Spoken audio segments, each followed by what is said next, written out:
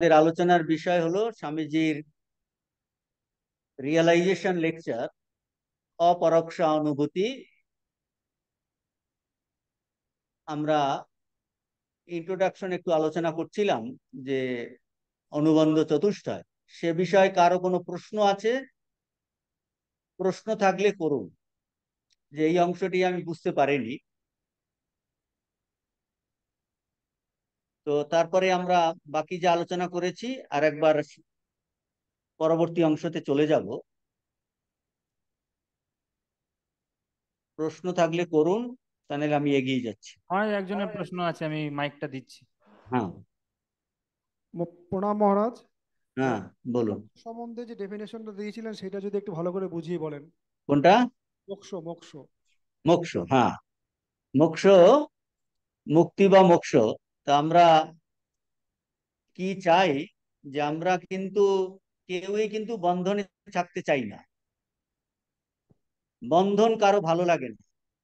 যে আপনাদের যদি ওই যে ঘরে ক্লাস করতে এসছেন না, ওইটাই যদি এখন বিক্রম বাইরে গিয়ে তালা দিয়ে দেয়, বুঝতে পারছেন, খোলা হবে না, তখন ইউনিভার্সিটিকে ভালোবাসা সব উড়ে যাবে। সব বলবে এখান থেকে বার করো আমাদের। বুঝতে পারছেন কি না? তো এই সব জায়গাতেই বন্ধন আমরা কোনো অংশেই ভালো লাগে না। মানব বন্ধন এই তো কত ধরনের বন্ধন আমাদের। এই শরীরের হাড় মাংস রক্ত মাংসের শরীরে একটা বন্ধন। আমরা বলছেন এর ভিতরে এমন একটা জিনিস আছে, সে হলো মুক্ত স্বরূপ। ও যেন প্রচন্ড ভাবে ধাক্কাধাক্কি করছে মুক্ত হওয়ার জন্য।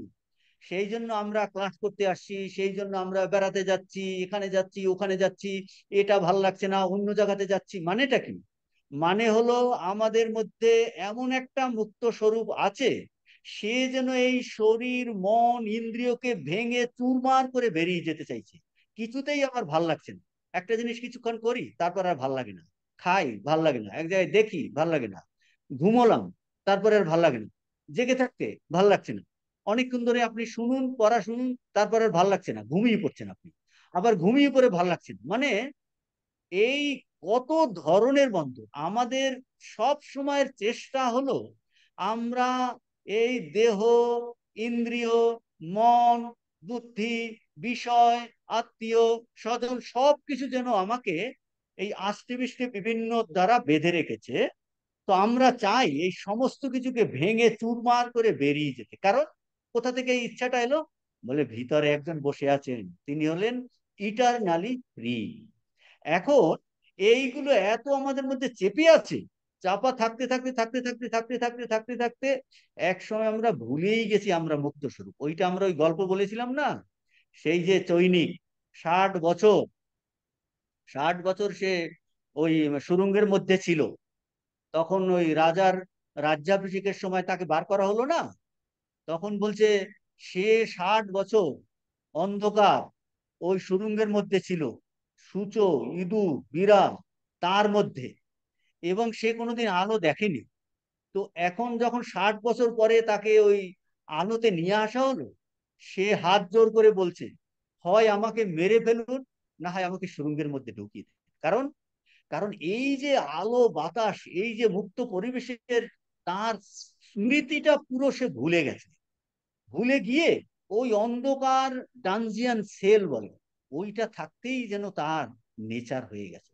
অথচ এইরকম একটা জগৎ আছে এত, সেই রকম আমরা শরীর মনের এই এত একটা কুরুচিপূর্ণ ইসের মধ্যে থাকতে থাকতে থাকতে থাকতে এই অবস্থাটা ভুলে গেছি। ঋষি মহাপুরুষ, জীবনমুক্ত আচার্য পুরুষ অবতার শেষে দেখান যে তোমরা যে এই অবস্থাটায় আছো, এটা মোটেও সুবিধার অবস্থা নয়। দেখো না তোমরা এত দুঃখ পাচ্ছ। কাজেই বলছে তোমাদের মধ্যে এইরকম একটা অবস্থা আছে, এইরকম একটা সত্তা আছে, যে সব সময় বলে আমি মুক্ত হব। তো ফ্রিডম ও freedom, the soul is crying for freedom. স্বামীজির একটা লেকচার আছে, হোয়াট ইজ রিলিজিয়ান। সেখানে বলছেন the soul is crying for freedom. আমি কিছুতেই আমার বন্ধন ভালো লাগছে না, সমস্ত কিছু ভেঙে আমি চুরমার করে বেরিয়ে যাব। এটা ভালো লাগছে না, সেটা ভালো লাগছে না। তো এই মোক্ষ, ফ্রিডমটাই হলো পূর্ণত্ব। আমরা আমরা শুরু করেছিলাম প্রয়োজনটা কি? পূর্ণত্ব চাই। ছোট ছোট উদাহরণ দিয়ে আমরা বুঝিয়েছিলাম যে আমাদের প্রয়োজন কি জীবনের? প্রয়োজন হলো পূর্ণত্ব, পারফেকশন। অপূর্ণ আমরা থাকতে চাই না, অভাবগ্রস্ত অবস্থায় থাকতে চাই না, আমরা চাই সব দিক দিয়ে পারফেকশন, পূর্ণ। এখন পূর্ণ কি করে হব? প্রথমে মানুষ চেষ্টা করে বাইরের জিনিস দিয়ে, বাইরের আত্মীয় স্বজন, বাইরের জিনিসপত্র, যত সায়েন্সের ডেভেলপমেন্ট, যত কিছু সব দিয়ে আমরা পূর্ণ হতে চেষ্টা করি বটে, কিন্তু আমরা পূর্ণ হতে পারি না, আমরা মোক্ষ পাই না। তখন বলছে যতক্ষণ পর্যন্ত না তোমরা নিজের স্বরূপকে জানছো, এই তোমরা সেটা উপলব্ধি করতে পারবে না। কারণ এই যা কিছু গ্যাজেট বলুন, খাদ্য বলুন, ঘর বাড়ি বলুন, সবই জড় পদার্থ, এগুলো ক্ষয়িষ্ণু, এগুলো একটাও মুক্ত নয়, এগুলো সবই হলো জড়, প্রতি মুহূর্তের ক্ষয় হয়ে যাচ্ছে। আত্মা বস্তুই হলো একমাত্র মুক্ত বস্তু, যা কিনা আমাদের স্বরূপ। সেই জন্য বলছে আমাদের প্রয়োজন কি? প্রয়োজন হলো মুক্তি, প্রয়োজন হলো সর্ববন্ধন মুক্তি। আর সেটা কি করে হবে? যদি এই আত্মজ্ঞান লাভ হয়।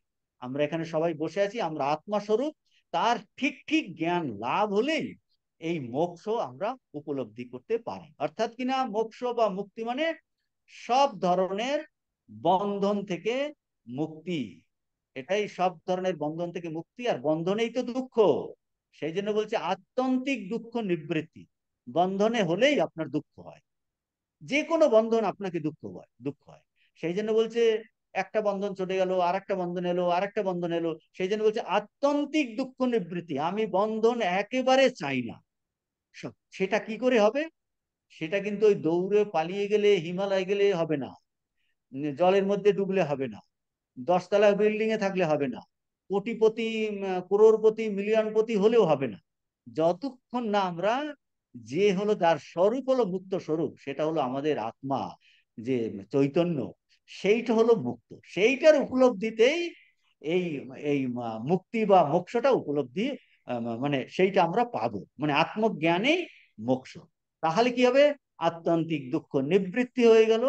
আর তাতে বলছে পরমানন্দ প্রাপ্তি, মানে সেই পরমানন্দটা হলো স্বস্বরূপ, সেই আনন্দটা বাইরের থেকে আসবে না, বলছে নিজের স্বরূপেই হলো এত আনন্দ। আমরা সেই স্বরূপকে পেতে চাই। তো এইটা হলো মুক্তি।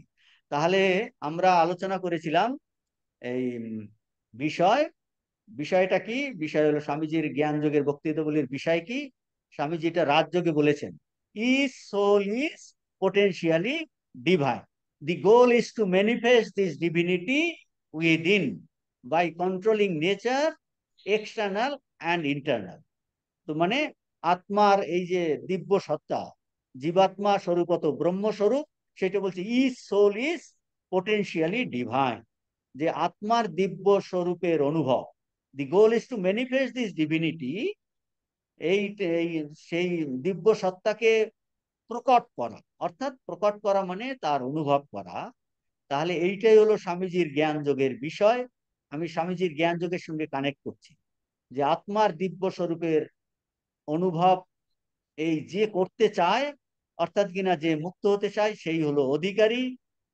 আর মুক্তি মানে সব ধরনের দুঃখ থেকে আত্যন্তিক দুঃখ নিবৃত্তি, আর পরমানন্দের সম্প্রাপ্তি হলো এই আমাদের প্রয়োজন। আর যে এই দুঃখ নিবৃত্তি চায়, পরমানন্দ চায়, সেই হবে অধিকারী। আর সেই হবে অধিকারী। তো আর বিষয় তো হলো আত্মার দিব্য স্বরূপের প্রকট বা উপলব্ধি। আর সম্বন্ধ কি হবে? সম্বন্ধ হবে আমরা এই জ্ঞান যোগ কিভাবে পড়লে আমার এই জিনিসটা আমাকে, এইটার অনুভবটা আমাকে দেবে। সেই জন্য বলছি এই অধ্যাত্ম শাস্ত্র, স্বামীজির জ্ঞান যোগ বলুন, গীতা বলুন, তারপর কথামৃত বলুন, লীলা প্রসঙ্গ বলুন, মায়ের জীবনী বলুন, মায়ের কথা বলুন, উপনিষদ বলুন, যাই বলুন না কেন, এর সঙ্গে আমার সম্বন্ধটা কিরকম হবে? যে কিভাবে অধ্যয়ন করলে, কিভাবে এর চর্চা করলে ওই যে প্রয়োজন মানে পারফেকশন, মুক্তি, সেটা সিদ্ধ হবে।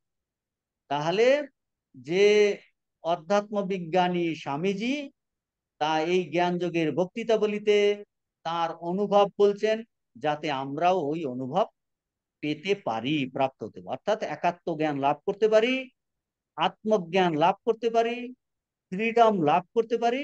তাহলে এই লাভ করার জন্য তীব্র একটা ব্যাকুলতা চাই, মানে আমি এই রকম, আমি মুক্ত স্বরূপ, আমার স্বরূপে কোনো দুঃখ নাই, আমার স্বরূপে আনন্দ আছে, তাহলে আমাকে এটা অনুভব করতে হবে। এই অনুভবের ব্যক্তিগতা নিয়ে এই অধ্যাত্ম শাস্ত্র অধ্যয়ন করা, তবে আমার অধ্যয়নটা ঠিক ঠিক হবে এবং এ আমাকে ওই দিকে ধীরে ধীরে নিয়ে যাবে। আর একটা আমরা বলেছিলাম, এইটাকে অধ্যয়ন করে যদি অনুভব করার ও স্বামীজি এইরকম আত্মতত্ত্বের কথা বলেছেন, আমাদের উপনিষদ এইরকম আত্মতত্ত্বের কথা বলেছেন, তাহলে তো এইটাই পেতে হবে, যা কিনা আমার স্বরূপ, যেটা কিনা নিয়ে আমি সব সময় হাঁটছি, চলছি, ক্লাস করছি, কথা বলছি, মোবাইলে আমি কথা বলছি, মোবাইল দেখছি, ভিডিও দেখছি, অথচ যে দেখছে, যে করছে, বলছে সে হলো এই পূর্ণ স্বরূপ। তাহলে স্বামীজি এইটা জানাচ্ছেন।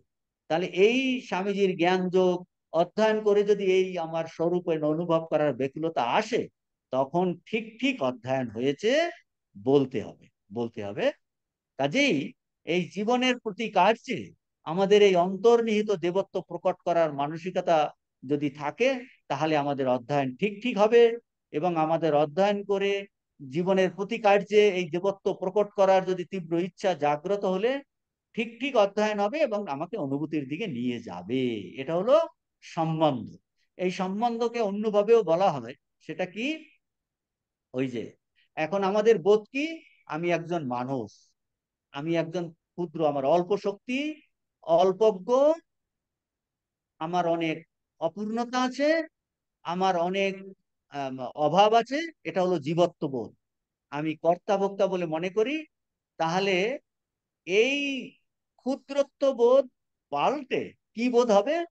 পূর্ণত্ব বোধ হবে। ক্ষুদ্রত্ব বোধ অর্থাৎ জীবত্ব বোধ পাল্টে কি বোধ হবে? ব্রহ্মত্ব বোধ হবে, পারফেকশন, পূর্ণত্ব বোধ হবে। যে আমি এখন বদ্ধ ভাবছি, বদ্ধত্ব বোধ, এটা ভ্রান্ত বোধ, এটা পাল্টে কি হবে? ও না, আমি মুক্ত স্বরূপ।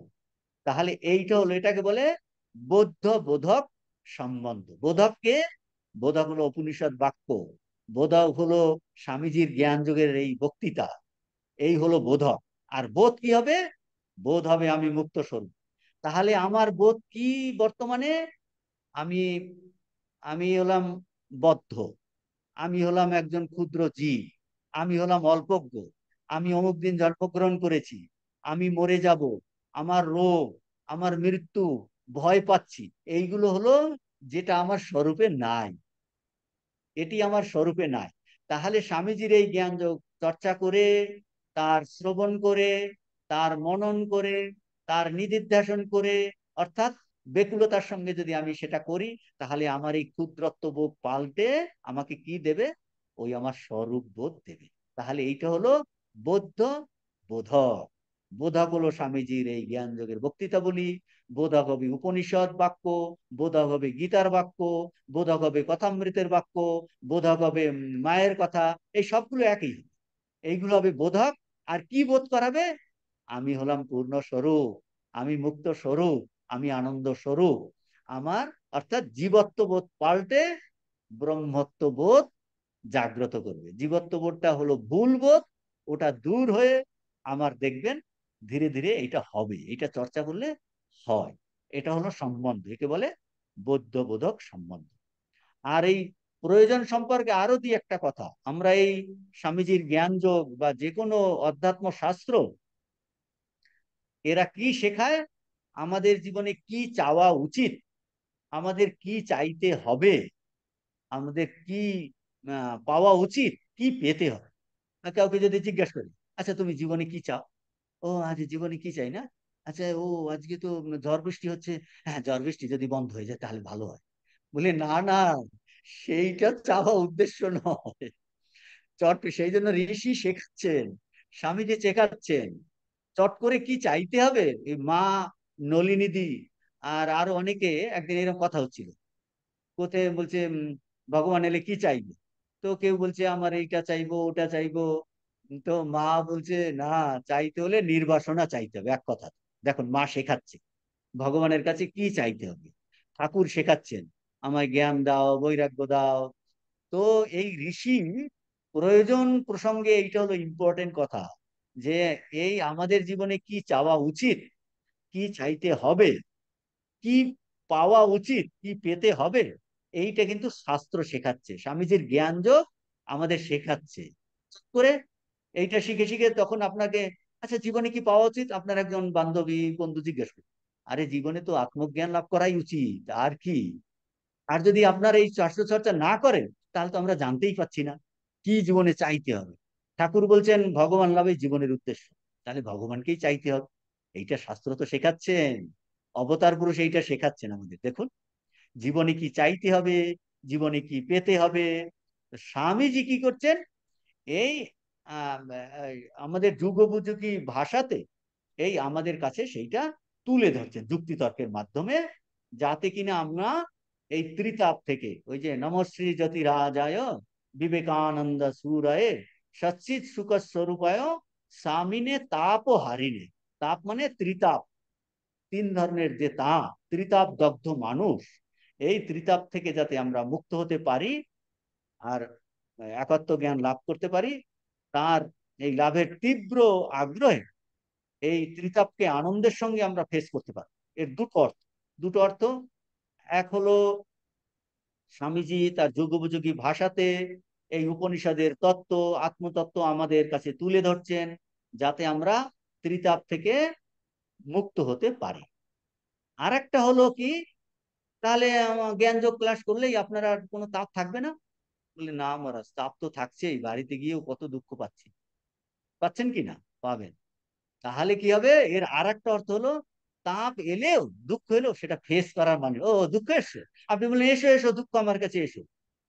কুন্তী দেবী যেমন প্রার্থনা করেছেন যে দুঃখ এলেও আপনার সেটা ফেস করার একটা মানসিকতা তৈরি হবে। ও জীবন থাকলেই দুঃখ যাবে, দুঃখ ছাড়া জীবন নাই, জীবন জীবন থাকা মানেই দুঃখ হবে।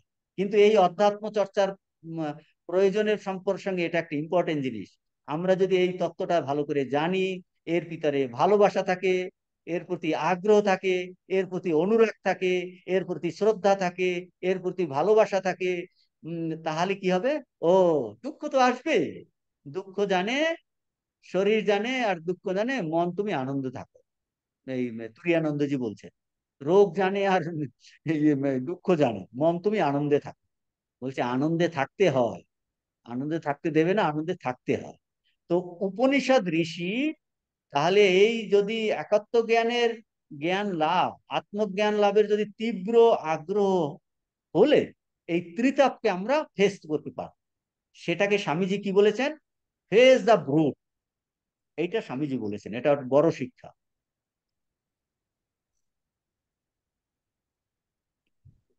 স্বামীজি বলছেন ফেস দ্য ব্রুট, বলছে যে কোনো বিপদ এলে, দুঃখ এলে আমরা সেটাকে সম্মুখীন বলে, জানোয়ারগুলোর সম্মুখীন হও। ও গল্প আপনারা, গল্প না ঘটনা আপনারা জানেন, এই কাশীতে স্বামীজির জীবনের ঘটনা। স্বামীজি বলছেন আমি সমস্ত জীবনের ক্ষেত্রে এই এক বিশাল শিক্ষা পেয়েছি। বলছে অজ্ঞান, অন্ধকার, মোহ, তোমাকে কত, প্রকৃতি এসে তোমাকে যেন একদম খেয়ে ফেলবে, এই রকম করে তোমার সামনে আসবে। প্রত্যেকেরই ঘরে জীবনে কত দুঃখ কষ্ট। এখন দুঃখ কষ্ট করে বেলুর মঠে এলেই সব দুঃখ কষ্ট চলে যাবে? হ্যাঁ, মায়ের কৃপাতে দুঃখ কষ্ট যায়, ঠাকুরের কৃপাতে যায়। কিন্তু আর একটা কি, তারা শক্তি দেন। ভক্তির দিক দিয়ে ব্যাখ্যা করা হবে, তারা শক্তি দেন দুঃখ কষ্টেও, যাতে আমরা টালমাটল না খাই। ওইটাই তো মণিমল্লিকে ঠাকুর বলছেন না, ওই যে তার যুবক পুত্র মারা গেল, জীব সাজো সমরে, ঠাকুর এই হাঁটুতে তাল দিয়ে তাল ঠুকে যেন গান গাইছেন, গান গেয়েছেন, আর আর শোকটাকে কেড়ে নিলেন। তারপর শোক টোক চলে গেল, তখন উপদেশ দিয়েছেন। এরা শক্তি দেন। এই অধ্যাত্ম শাস্ত্র কি করে, আমাদের কিন্তু এই এর তীব্র আত্মজ্ঞান লাভ, একাত্ম জ্ঞান লাভ, ভগবান লাভ, জ্ঞান লাভ, ঈশ্বর দর্শন, এই যা কিছু ভক্তি লাভ, এর মাধ্যমে আমরা এমন একটা শক্তি ভিতরে আসে, এই ত্রিতাপকে আমরা আনন্দের সঙ্গে ফেস করতে পারি। এটা একটা বড় জিনিস জীবনে। কারণ আধ্যাত্মিক জীবনে এলেই সব দুঃখ চলে যাবে তা নয়। এই ভুল ধারণাগুলো আমাদের দূর করতে হবে। দুঃখ থাকবেই, দুঃখ থাকেই, কিন্তু আমরা ফেস করতে পারি, এইটা একটা বড় জিনিস। এরা জীবনে শিখেই গেছেন। মায়ের জীবনে একদিকে দেখুন কত রাধি এর সেটা কষ্ট দিচ্ছে, অথচ মা বলছেন যে কি আনন্দের পূর্ণ ঘট বসানো ছিল, দুঃখ বলে জানিনি। মানে এগুলো বাইরের দিকে দুঃখ যেন আছে, কিন্তু ভিতরে ভিতরে আনন্দ। সীতা দেবী, সীতা দেবীর মুখে বলছেন এত সুন্দর একটা হাসি ছিল, লীলা প্রসঙ্গে আছে। ঠাকুর বলছেন, ঠাকুরে বলছেন ওই ঠাকুরের খুব সুন্দর একটা হাসি ছিল, বলছে ওটা সীতা দেবীর থেকে পেয়েছেন। এটা শরৎ মহারাজ লীলা প্রসঙ্গে, এটা ওনার জীবনীতে আছে। বলছে ভেবেছিলেন ওই ওটা অ্যাড করবেন, যে ঠাকুর বলেছেন তার মুখে একটা খুব সুন্দর হাসি ছিল, সেটা কোথা থেকে পেয়েছেন? ওই সীতার থেকে পেয়েছেন। দেখুন সীতার এত কষ্ট বনবাসে, বলছে তা সত্ত্বেও তার এইরকম একটা নাকি খুব সুন্দর হাসি ছিল। মানে ভিতরে ভিতরে এদের আনন্দ, তো বাইরে এটা একটা লোকশিক্ষার জন্য এই চলছে। তো বাইরে আমাদের জীবনে এরকম দুঃখ আসে, কিন্তু কি হয়, প্রয়োজন প্রসঙ্গে এইটা একটা, যে আমরা যদি এইরকম এই এটার অনুভব করার আগ্রহ আসে, তাহলে আমরা এটা ফেস করতে পারবো। তাহলে এটা হয়ে গেল। আমরা এখন পরবর্তীতে চলে যাচ্ছি। এখন আমরা অপরোক্ষ অনুভূতি এই লেকচারের বাকি যে অংশ আমরা করেছি তার সিনপসিস করছি, আপনাদের একবার ঝালাই হয়ে যাবে, কারণ অনেক জিনিস আলোচনা করেছি, হয়তো অনেকটা ভুলে গেছেন। তো স্বামীজি এই লেকচারে কি, প্রথমেই স্বামীজি বলছেন, আপনারা প্রথম থেকে যদি দেখেন, আমি খুব সংক্ষেপে বলছি, যে ভারতীয় ঋষিদের প্রাচীন কাল থেকে এই প্রশ্ন, কি প্রশ্ন? জগতের আদি কোথায়? What is the origin of this জগৎ? এই যে জগৎটা আমরা দেখছি, আর এই জগৎ সৃষ্টি কিভাবে হলো, সৃষ্টি, হাউ ওয়াজ দ্য ক্রিয়েশন, এইটা দিয়ে স্বামীজি প্যারাগ্রাফ শুরু করেছেন প্রথমে। তাহলে সেই ঋষিরা প্রথমে কি শুরু করেছিলেন? বাইরের জগৎ থেকে এর উত্তর পাওয়ার চেষ্টা করেছিলেন।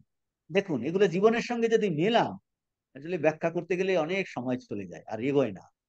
জীবনের সঙ্গে যদি আপনারা মেলান, অনেক বুঝতে পারবেন। ঋষিরা জগতের আদি কোথায়, অরিজিন কোথায়, এবং কিভাবে সৃষ্টি হলো, এর উত্তর পাওয়ার জন্য শুরু করেছিলেন বাইরে থেকে, এর বাইরের থেকে উত্তর পাওয়ার চেষ্টা করেছেন, কিন্তু সন্তোষজনক উত্তর পাননি। আমরা জীবনে কি করি? আপনার দুঃখ কষ্ট এলে আমরা কিন্তু বাইরে খুঁজি, আরে দুঃখ এসে, হ্যাঁ ওর কাছে যাও, এই দুঃখ এসে ও মুখের কাছে যাও, এই দুঃখ এসে মোবাইলের কাছে যাও, এই দুঃখ এসে ইনভার্টারের কাছে যাও, এই দুঃখ এসে গাড়ির কাছে যাও, এই দুঃখ এসে ইলিশ মাছের কাছে যাও, এই দুঃখ এসে অমুকের কাছে যাও। তো বলছেন এই দুঃখ এলে আমরা কি করি? বাইরের অসংখ্য বস্তুর কাছে, মানুষের কাছে, টাকার কাছে, গাড়ির কাছে, ফোনের কাছে যাচ্ছি, মানে বাইরের দিকে চাচ্ছি। তারপর নানান জায়গাতে গিয়ে দেখছি কিছু হচ্ছে না। তখন যখন আর কোথাও আমরা পাচ্ছি না, তখন বলি হে ভগবান তুমি আমাকে এটা থেকে উদ্ধার করো। তার মানে ওই ভিতরে ভগবানের কাছে, যিনি ভিতরে আছেন, তার কাছে যাই। বুঝছেন? এখানে হলো না, এখানে হলো না, এখানে হলো না, এখানে হলো না, এইরকম বলে এক এক জায়গা থেকে ধাক্কা খেতে খেতে খেতে খেতে বলছে কত জায়গাতে ধাক্কা খেয়ে খেয়ে খেয়ে মানুষ ভগবানের কাছে আসে। হ্যাঁ, সেই ভগবান কোথায় আছে? বলছে আমাদের হৃদয়ে আছে। তার মানে কি, বাইরে থেকে ঋষিরা সলিউশন পাওয়ার চেষ্টা করেছিলেন, দেখলেন সন্তোষজনক উত্তর পাচ্ছিলেন।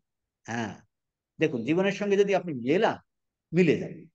তো সন্তোষজনক উত্তর পাইনি, তখন তারা কি করলেন? অন্তর্জগতে প্রবেশ করলেন। তখন আমরাও কিন্তু এইরকম বাইরে অনেক খোঁজার চেষ্টা করি, তারপর মানুষ অন্তর্জগতে প্রবেশ করে। তাহলে স্বামীজি বলছেন, আগে প্রশ্ন কে ছিল প্রথমে? কে এই এক্সটার্নাল ওয়ার্ল্ড, বাহ্য জগৎ সৃষ্টি করলো, আর এর উৎপত্তি কিভাবে হলো? হু created this external world, how it came into being, came into existence, এইটা। তারপরে ঋষিরা ভিতরে গেলেন, এবং তখন প্রশ্ন কি হলো? তখন প্রশ্ন দেখুন, টোটাল 180 ডিগ্রি অপোজিট। বলছে মানুষের মধ্যে এমন কি বস্তু আছে যা আমাকে এখন জীবিত রাখছে? আপনারা এখন বসে আছেন ইউনিভার্সিটির 201 ঘরে, বলছে আমার মধ্যে এমন কি জিনিস আছে যা আমাকে জীবিত রাখছে, যাতে কিনা আমি মহারাজের কথা শুনতে পাচ্ছি, আমি এটার প্রতি আগ্রহ ফিল করছি। এই হলো ঋষিদের সেকেন্ড কোশ্চেন। মানুষের মধ্যে এমন কি আছে যা তাকে what is that in man which makes him live, move, and সেইটা মানুষের শরীরটা যখন পড়ে যায়, এই what becomes of when he die, আমরা শুনি মানুষ মরছে, দেখছি, তাহলে যে জিনিসটা আমাকে বাঁচিয়ে রাখছে, যে জিনিসটা আমাকে মুভমেন্ট করাচ্ছে, যে জিনিসটা আমাকে চিন্তা করতে সাহায্য করছে, যে জিনিসটা আমাকে অন্যকে সহায়তা করছে, অন্যর জন্য হেল্প করে, বলছে এই মরে গেলে তাহলে সেটা কি হয়? তো স্বামীজি এই যে দুটো প্রশ্ন, এর স্টেপ বাই স্টেপ এই ডেভেলপমেন্ট এবং তার রেজাল্ট, ক্রমিক বিবর্তন এবং তার ফল, স্বামীজি বলছে যে প্রথম দিকের যারা ফিলোসোফার ছিলেন, ফার্স্ট ফিলোসোফার, তারা কি অ্যানালিসিস করেছেন, বিশ্লেষণ, এই ম্যাটেরিয়াল সাবস্ট্যান্স, জড় পদার্থের বিশ্লেষণ করেছেন। জড় পদার্থ কি? আপনার সামনে টেবিল আছে, আপনার সঙ্গে চেয়ার আছে, আপনার সঙ্গে এই পর্দা আছে, বলছে সব ম্যাটার। আকাশ, জল, তেজ, জল, শরীর, বলছে এই তারা এই মেটেরিয়াল সাবস্ট্যান্সের অ্যানালিসিস করেছে এবং মেটেরিয়াল সাবস্ট্যান্স এই জড়ের মধ্যে অ্যানালিসিস করে একটা সলিউশন বার করার চেষ্টা করেছে। They try to reach the ultimate through that. ওর মাধ্যমে এর পশ্চাতে কি আছে, এই এই পদার্থটাকে অ্যানালিসিস করছে, আর একটাকে অ্যানালিসিস করে করে এর পশ্চাতে কি আছে বলছেন তারা অ্যানালিসিস করার চেষ্টা করে। তখন তাদের কি অ্যানালিসিসের ফল কি পেল তারা? বলছেন এই প্রথম দিকের যে দার্শনিক, ফিলোসফার, ঋষি, তাদের অনুসন্ধানের ফল তাদের পেয়েছিল, তাদের কি ধারণা হলো? বলছেন যে জগতের একজন একজন শাসক আছেন, গভর্নর, ব্যক্তি ঈশ্বর। বলছেন একজন শাসনকর্তা বিদ্যমান আছে, আর ওই শাসনকর্তা কোথায়?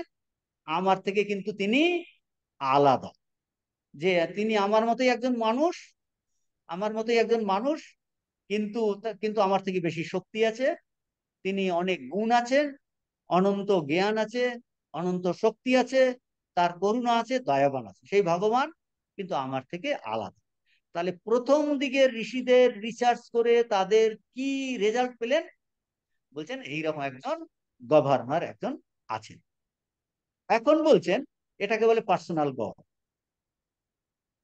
এখন স্বামীজি বলছেন এই যে তাদের এই অনুসন্ধান, এটা কিন্তু এটা কিন্তু পুরো সত্যটা হতে পারে না, নট ফুল ট্রু, পার্শিয়াল।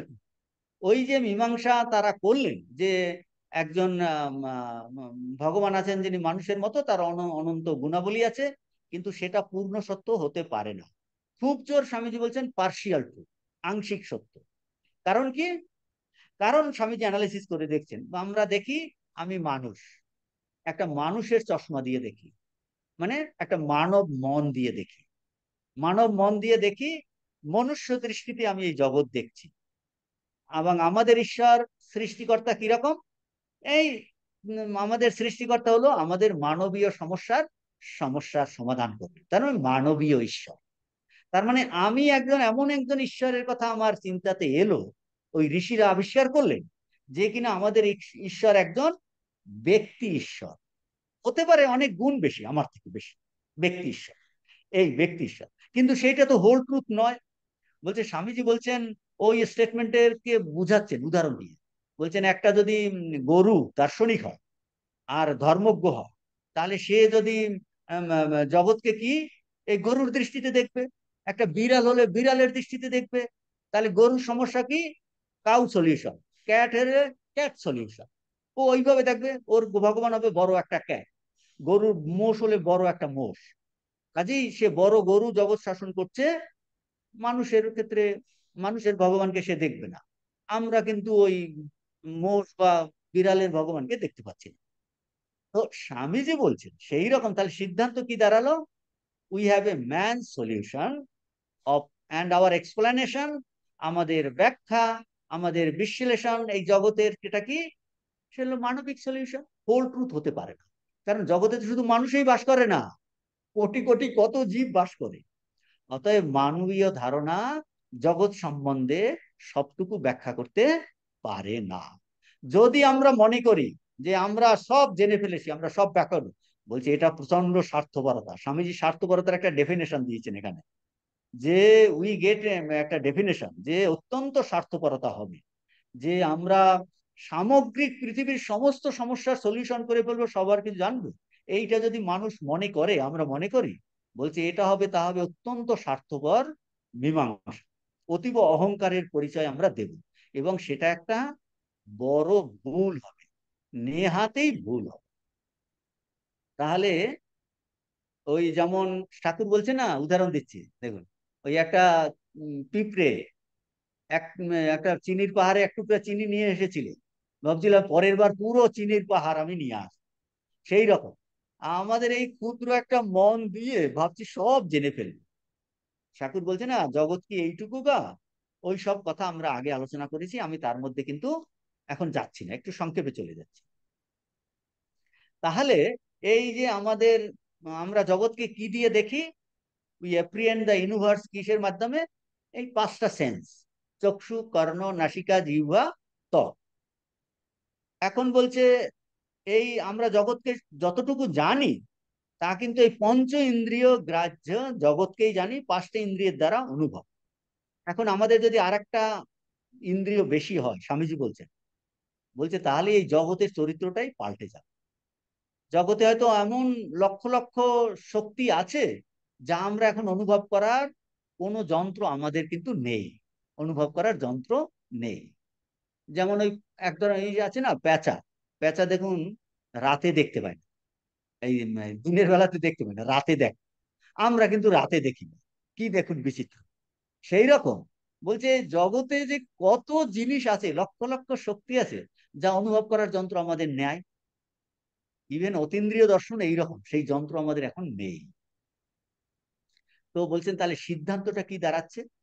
আমাদের যে ইন্দ্রিয়গুলো, এটা খুবই সীমিত, খুবই সীমিত। যে ইন্দ্রিয় হলো অত্যন্ত লিমিটেড, সীমাবদ্ধ। আর ওই ইন্দ্রিয়ের সীমার মধ্যেই আমাদের জগৎ। আমাদের তাহলে ঈশ্বর কি হবে? বলছে আমাদের ঈশ্বর ওই সীমাবদ্ধ ক্ষুদ্র জগতের মীমাংসা মাত্র। আমরা আমাদের এই মন ইন্দ্রিয় দ্বারা এক ভগবান ঈশ্বরের ধারণা আমরা করেছি, ঈশ্বরের ধারণা করেছি। তাহলে সেই ঈশ্বরের ধারণা কি রকম হবে? বলছেন এই ঈশ্বরের ধারণা, যিনি সমস্ত জগৎকে চালান, সমগ্র আমাদের সমগ্র জগৎ আমাদের ঈশ্বর ওই সীমাবদ্ধ ক্ষুদ্র জগতের মীমাংসা মাত্র, ভেরি লিমিটেড ইন্ডিড। তাহলে মানুষ এই সীমাবদ্ধ ইন্দ্রিয়ের দ্বারা যেসব তত্ত্ব আমরা পাই তার দ্বারা কখনো যাবতীয় সমস্যার সমাধান হতে পারে না। প্রকৃত সত্য, চরম সত্য, পরমাত্ম বস্তু কখনো ইন্দ্রিয় গ্রাহ্য হতে পারে না। কে বলছেন? ঋষি বলছেন। বলছে ইন্দ্রিয় গ্রাহ্য হতো, তোমাদের ইন্দ্রিয় খুবই সীমিত। এত সব আলোচনার পরে, আমি কয়েকটা প্যারাগ্রাফ হয়ে গেল, এত সব আলোচনার পরে স্বামীজি বলছেন কিন্তু মানুষ তো থেমে থাকবে না। দেখুন কি সুন্দর বোঝা গেল, আমাদের মন সীমিত, ইন্দ্রিয় সীমিত, আমাদের সলিউশন এইরকম, কিন্তু আমরা কিন্তু মানুষ চিন্তা করবেই, মানুষ তো চিন্তা করবে, সে থেমে থাকবে না। Man is a thinking being. আপনারা সবাই বসে আছেন, আপনারা সবাই চিন্তা করছেন, আমি এখান থেকে যা বলার চেষ্টা করছি আপনারা সবাই চেষ্টা করছেন বোঝা, তার মানে থিঙ্কিং বিং।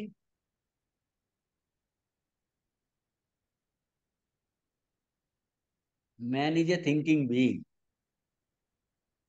তো বলছেন man is a thinking being, he cannot stop there. কোথায়? ওই যে ইন্দ্রিয় গ্রাহ্য মনের সীমিততা, সেখানে সে থামতে পারে না। সে একটা সলিউশন বার করতে চায়, সে বুঝে ফেলেছে, মানুষ বুঝেছে। কি করে বুঝলো? আরে বুঝছে, তার মধ্যে অনন্ত শক্তি একটা আছে, তো ও ওকে ঠেলছে শুধু, বলছে ওকে সব সময় পুশ করছে, বলছে থেমে থেকো না, থেমে থেকো না, থেমে থেকো না। এইটাই ঠাকুর বলেছেন। ওই যে ব্রহ্মচারী বললো না কাঠুরিয়াকে, এগিয়ে পড়ো, এগিয়ে পড়ো, এগিয়ে পড়ো।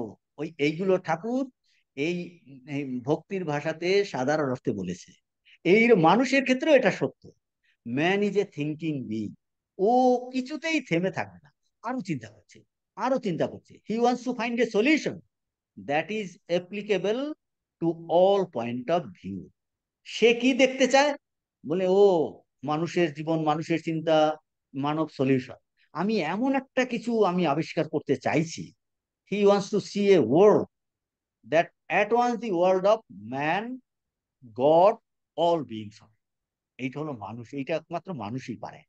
বলে আমি এমন একটা কিছু আবিষ্কার করতে চাই যা কিনু যা কিনা সেটা সমস্ত মানবীয় জগৎ, সমস্ত দেবতাদের জগৎ, সমস্ত প্রাণীর জগৎ, সমস্ত কিছুর এই যা কিছুর এইটার আমি সলিউশন চাই। অর্থাৎ মানুষ চিন্তাশীল প্রাণী, সে এক মীমাংসা করতে চায় জগতের সকল সমস্যার, যাতে কিনা সমাধান হয়ে যায়।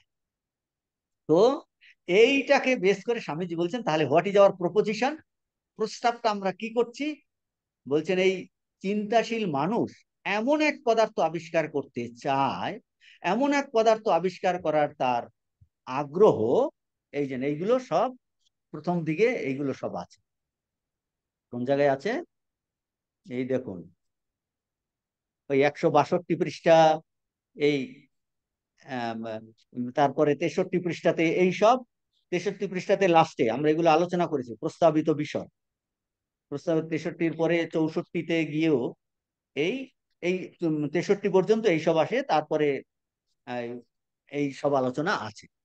তো এখন তাহলে কি চাইছে মানুষ? বলছে সে একটা সাধারণ তত্ত্বকে, বলছেন আমরা সেটা ইন্দ্রিয়গোচর করতে পারছি না, না পারলেও যুক্তি বলে আমার মন চাইছে, কি চাইছে, সমগ্র জগতের এক ভিত্তিভূমি আমি বার করব। শুধু মানবীয় জগৎ নয়, শুধু দেবতাদের জগৎ নয়, শুধু পশুদের জগৎ নয়, সমস্ত ধরনের, বলছে এই সকল জগতের একটা ভিত্তিভূমি আমি আবিষ্কার করতে চাই। উঁচু নিচু সর্বপ্রকার স্তরের একটা সাধারণ ভূমি, সর্বপ্রকার অস্তিত্বের একটা ভিত্তিভূমি আমরা যাতে যদি আবিষ্কার করতে পারি, বলে এইটা হলো আমাদের প্রপোজিশন, এইটা হলো প্রস্তাব, আমি এইটা আবিষ্কার করতে চাই। তাহলে বলছে আমাদের এই সমস্যার সমাধান হবে। শুধু মানবীয় ঈশ্বর দ্বারা, যে দূরে শাসন করছে, তার দ্বারা সমস্যার সমাধান হবে না। কোনো প্রশ্ন আছে? প্রশ্ন থাকলে করুন। এটা একটা সিনপসিস আমরা করলাম, এটা হলো প্রপোজিশন। মহারাজ, দুটো প্রশ্ন আছে হ্যাঁ এখানে। বলুন। একটা যে বললেন আত্মজ্ঞান লাভ, প্রথমে যেটা বললেন, সে আত্মজ্ঞান লাভের উপায় কি শুধু শাস্ত্রপাঠ? শাস্ত্রপাঠ? আত্মজ্ঞানের লাভের উপায়টা কি? আপনার আত্মজ্ঞান লাভ দরকার পূর্ণত্বের জন্য, কিন্তু আত্মজ্ঞানটা লাভ কি করে দৈনন্দিন জীবনে করা যায়? সেটাই তো বলবেন, কঠোপনিষদ সেই একত্ব জ্ঞান লাভের কথাই বলবেন, তার ভূমিকা করছেন স্বামীজি। বুঝতে পারছেন তো? ওটা আসবে। এই যে একটা ভিত্তিভূমির বলছি না আমরা, ওই ভিত্তিভূমিটা কি সেইটাই বলবে। সেই ভিত্তিভূমিটা আমাদের মধ্যে, তোমার আত্মাই হলো ভিত্তিভূমি। বুঝতে পারছেন তো? সেই জ্ঞানের কথাই আলোচনায় আসবে। কোথায়? এই আমাদের কঠোপনিষদে। সেইটা স্বামীজি ব্যাকগ্রাউন্ড তৈরি করছেন, যে এই মানুষের চিন্তাধারা কিভাবে কোন দিকে এগোচ্ছে, যে মানুষ আলটিমেটলি এইরকম একটা সলিউশন মানুষ চাইছে, যে সমস্ত জগৎকে নিয়ে ঋষিদের রিসার্চটা এইভাবে এগোচ্ছিল, কি এর পিছনে সত্য আছে। বাইরের জগতে বলছেন একজন ঈশ্বর আছে যে আমার থেকে আলাদা, এখন বলছে সেটা সমস্ত স্তরের সমস্যা হচ্ছে না। অথচ মানুষ চিন্তাশীল, সে চাইছে সমস্ত যত জগৎ আছে তার একটা ভিত্তিভূমি সে আবিষ্কার করতে চায়। তখন সেই ভিত্তিভূমিটা কি? তখন বলবেন, সেই ভিত্তিভূমিটা বলবে আমাদের মধ্যেই আছে। সে এমন একটা জিনিস আবিষ্কার করতে চায়, যে কি আবিষ্কার করতে চায়, যেটা সূত্রে মণিগণা ইব, something which runs like a thread through all various planes of existence. কিরকম? বলছেন যেটা আমার মধ্যে, আপনার মধ্যে, পশুর মধ্যে, কীট পতঙ্গের মধ্যে, দেখুন ওই একটা জিনিস আবিষ্কার করতে চায়। এই মায়ানি যে থিঙ্কিং বিং, সে সমস্ত ধরনের জগৎ, সমস্ত ধরনের প্রাণী জগৎ, উদ্ভিদ জগৎ, মনুষ্য জগৎ, সবার মধ্যে একটা থ্রেড বার করতে চাইছে। বলছে সেই থ্রেড যদি আমরা বার করতে পারি, বলছে তাহলে সমস্ত সমস্যার সমাধান হবে। সেইটা বলবে, সেটা হলো তোমার আত্মা। তাহলে সেই জ্ঞান লাভের কথা বলবে। আপনি যে প্রশ্ন করছেন না কি করে, সেইটাই কঠোপনিষদে আমাদের শেখাবেন। কঠোপনিষদ স্বামীজি আমাদের, কেন এগুলো বিদেশি লেকচার দিচ্ছেন তো, ওই রকম যুক্তিবাদী, এত বিজ্ঞান প্রিয়, তাদের যুক্তি তর্ক দ্বারা দেখুন কি করে ধীরে ধীরে ধীরে ধীরে বোঝাচ্ছে। চট করে আত্মা এগুলো করলে বুঝবে না। সেই জন্য বলছে দেখুন রিসার্চ কিভাবে এগোচ্ছে। এই রকম স্বামীজির পদ্ধতি হলো এটা। তিনি তো ওয়ার্ল্ড টিচার্স, ওয়ার্ল্ড প্রফেট। তিনি সমস্ত মানুষের এই যুক্তি তর্ককে অবলম্বন করে ধীরে ধীরে ধীরে ধীরে ধীরে ধীরে আমাদের নিয়ে যাবেন এই আত্মতত্ত্বতে নিয়ে যাবেন। হুম। তো কি বলছেন, মানুষের চিন্তাশীল মানুষের কি চাইছে, যে আমাদের এই এমন একটা থ্রেড বার করতে চাইছে যা কিনা সমস্ত স্তরের মধ্য থেকে যাবে। এখন তাহলে তাহলে কি দাঁড়াচ্ছে আমরা বুঝতে পারি, আমাদের যে স্থূল জগৎ আমরা দেখছি যেটা দৃষ্টিগোচর হচ্ছে, এটা এই বাহ্য স্থূল জগৎ, এটাতে মীমাংসার কোনো সম্ভাবনাই নাই। এটা তো জড় জগৎ, কারণ এটা সমগ্রভাবে আংশিক অনুভব মাত্র। দেখুন এটার অর্থটা কি, আরো ভিতরে যাচ্ছি। এই যে আপনারা এখন ক্লাসে বসে আছেন, এক্ষুনি যদি আপনাদের ঘুম আসে, দুই একজন মায়েরা ঘুমোচ্ছেন দেখছি, সব দেখা যাচ্ছে এখান থেকে। বলছে যে ঘুমোচ্ছেন ওখানে, তার কাছে কিন্তু ক্লাস নেই, তার কাছে কিন্তু ক্লাস অফ হয়ে গেছে। দেখুন এত বড় একটা ক্লাস, এত বড় একটা জগৎ নিমেষের মধ্যে অফ হয়ে যাচ্ছে। বুঝতে পারছেন কিনা? তাহলে এই যে আমাদের স্থূল জগৎ, এই স্থূল জগৎ যে দৃষ্টিগোচর জগৎ, এই যে বাহ্য স্থূল জগৎ, এটাতে মীমাংসার কোনো সম্ভাবনাই নাই। বলছি এই জগৎ প্রতি মুহূর্তেই লয় পেয়ে যাচ্ছে। এটা সমগ্রভাবে আংশিক অনুভব মাত্র। ঘুমলেই আর থাকছে না, ঘুমলেই থাকছে না। ঠাকুর বলছে না, ভগবানে বিশ্বাস করবে না, ঘুমের সময় যদি কেউ কুকুরে পেচ্ছাপ করে যায় টের পায় না। তো বলছে এই হলো মানুষের অবস্থা।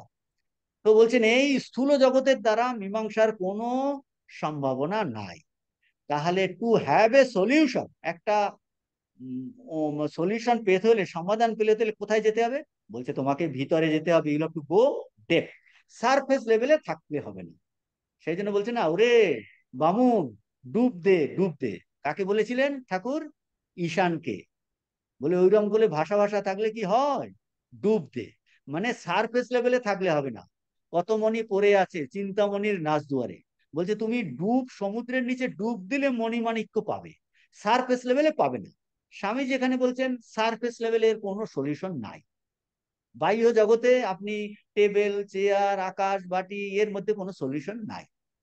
তখন কি হবে? বলছে তোমাকে ভিতরে, you have to go into the depth of our consciousness. অতএব এই সমস্যার মীমাংসার একমাত্র উপায় আমাদের নিজের ভিতরে অন্তর জগতে প্রবেশ করতে। ঋষিরা বাইরের জগৎ থেকে শুরু করেছিলেন, তখন দেখলো এখান থেকে সলিউশন আসছে না, তখন ধীরে ধীরে ধীরে ধীরে ধীরে ধীরে ধীরে ধীরে সে অন্তর জগতে প্রবেশ করেছে। দেখা যায় এই এর মধ্যে কি আছে।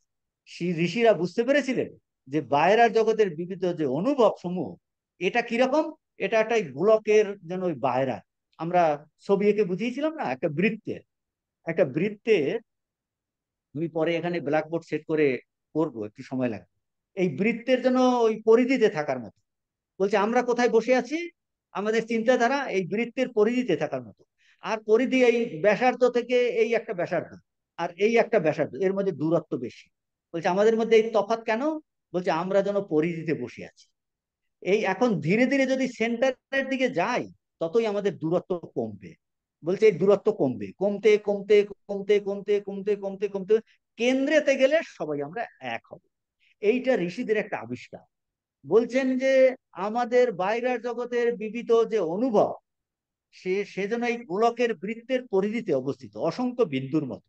এই পরিধিতে অসংখ্য বিন্দুর মতো আমাদের যত অনুভব। এখন বৃত্তের কেন্দ্রে থেকে আমরা যত দূরে যাচ্ছি, ততই আমাদের মধ্যে তফাৎ বাড়ছে।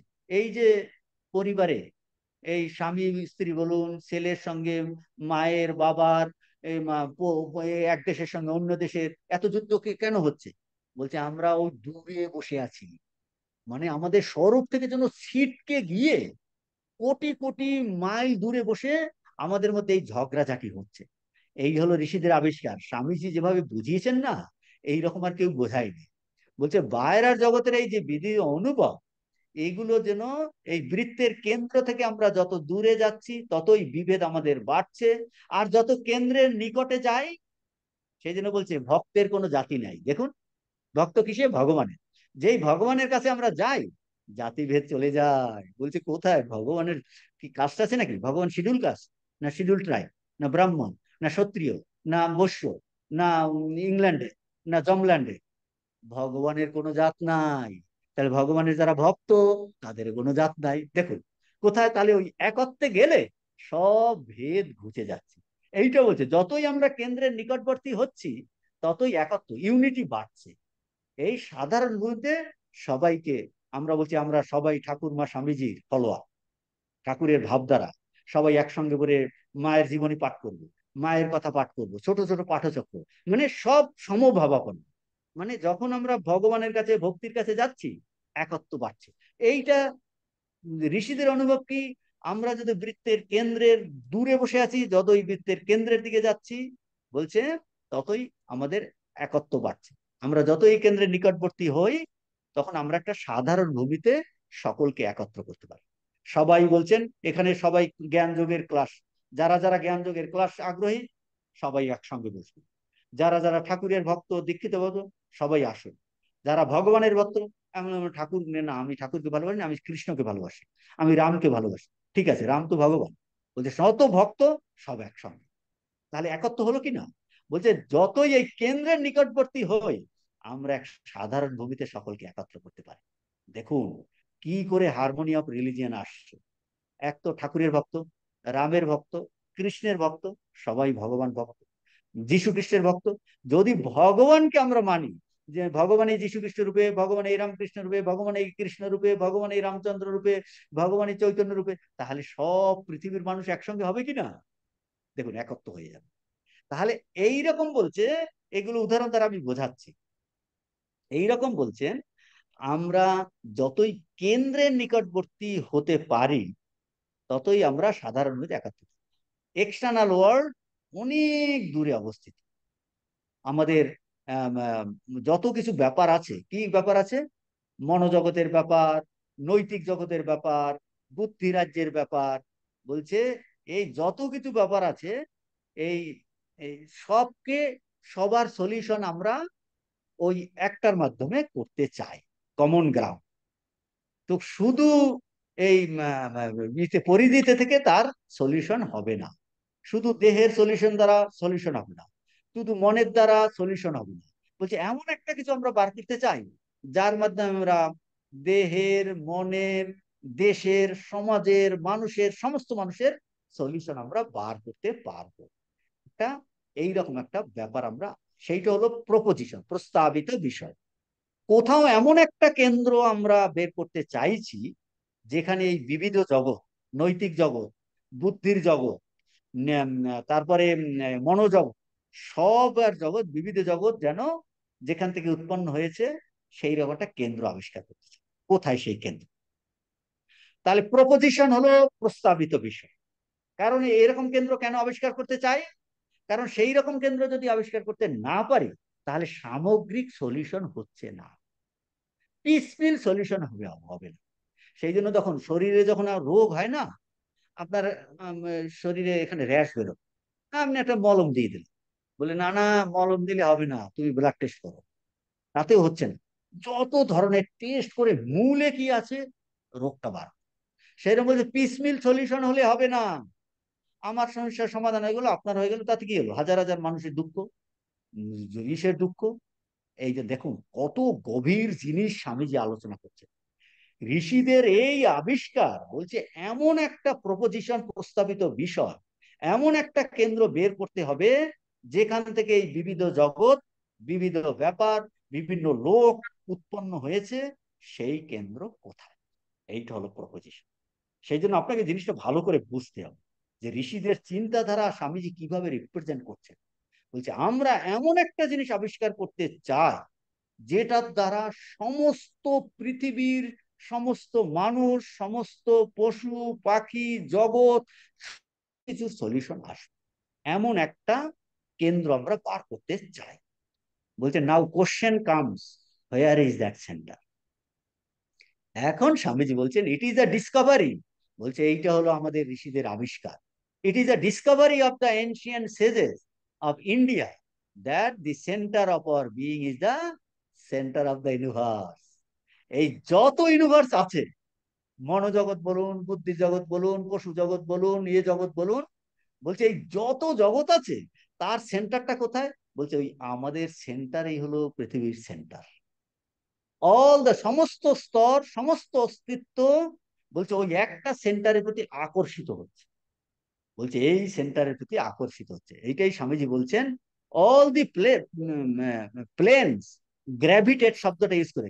গ্র্যাভিটেট মানে আকর্ষিত হচ্ছে, আকৃষ্ট হচ্ছে towards that one point, and that is the common ground, finding a common solution for the mystery of the universe. এইটাই হলো ঋষিদের আবিষ্কার, প্রস্তাবিত কেন্দ্র এই আমাদের মানুষের, অর্থাৎ আমাদের মধ্যে রয়েছে। ক্রমাগত অন্তরের অন্তঃস্থলে গিয়ে ঋষিরা, মহাপুরুষেরা এইটা কিন্তু আবিষ্কার করেছেন। জীবাত্মার গভীরতম প্রদেশেই সমুদয় ব্রহ্মাণ্ডের কেন্দ্র অবস্থিত। কি ডেঞ্জারাস প্রপোজিশন দেখুন, বুঝতে পারছেন কি না? বলছে সমস্ত ব্রহ্মাণ্ডের কেন্দ্র আমাদের মধ্যে। স্বামীজির জীবনী যদি দেখুন, ব্যাখ্যা করতে সময় লাগে। স্বামীজির ওই যে কাকরিঘাটে অনুভব, ম্যাক্রোকজম আর microcosm both are built in the same place. ক্ষুদ্র ব্রহ্মাণ্ড আর বৃহৎ ব্রহ্মাণ্ড বলছে এক সূত্রে গাথা। যা আছে ভাণ্ডে, যা আছে ব্রহ্মাণ্ডে, তা আছে ভাণ্ডে।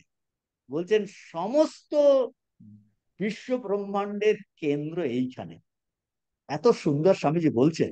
কাজে যত প্রকারের অস্তিত্ব আছে সবাই এই কেন্দ্রবিন্দুর দিকে আকৃষ্ট হচ্ছে।